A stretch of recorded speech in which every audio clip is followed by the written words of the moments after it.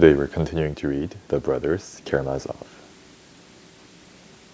That was the day before yesterday, in the evening, but last night everything was changed. He had gone to school in the morning. He came back depressed, terribly depressed. In the evening I took him by the hand and we went for a walk. He would not talk. There was a wind blowing and no sun, and a feeling of autumn. Twilight was coming on. We walked along, both of us depressed. "Well, my boy," said I, "how about our setting off on our travels?" I thought I might bring him back to our talk of the day before.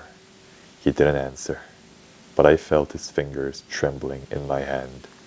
Ah, I thought, it's a bad job. There's something fresh.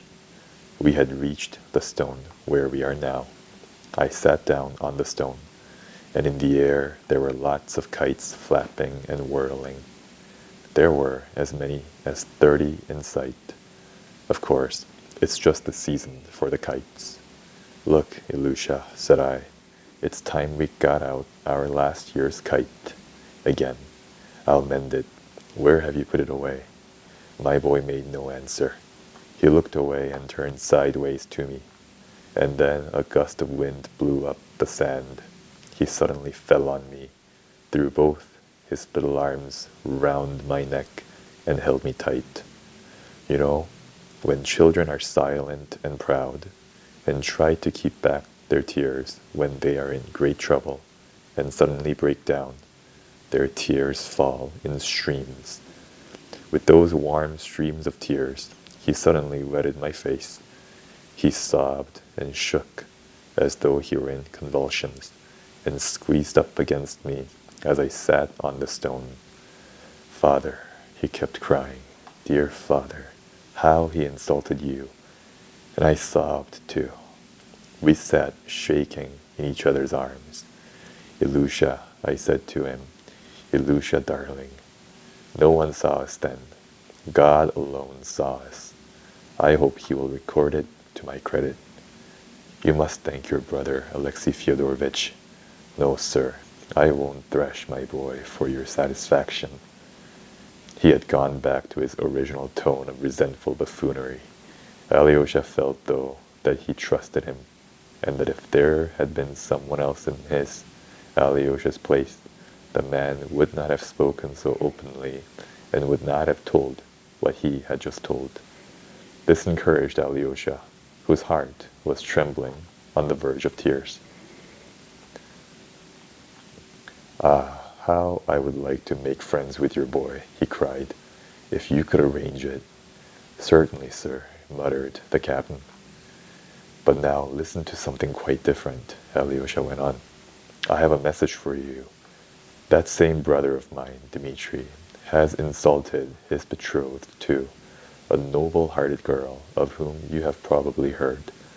I have a right to tell you of her wrong. I ought to do so, in fact, for hearing of the insult done to you and learning all about your unfortunate position, she commissioned me at once, just now, to bring you this help from her, but only from her alone. Not from Dmitri, who has abandoned her, nor from me, his brother, nor from anyone else, but from her, only from her. She entreats you to accept her help. You have both been insulted by the same man. She thought of you only when she had just received a similar insult from him, similar in its cruelty, I mean.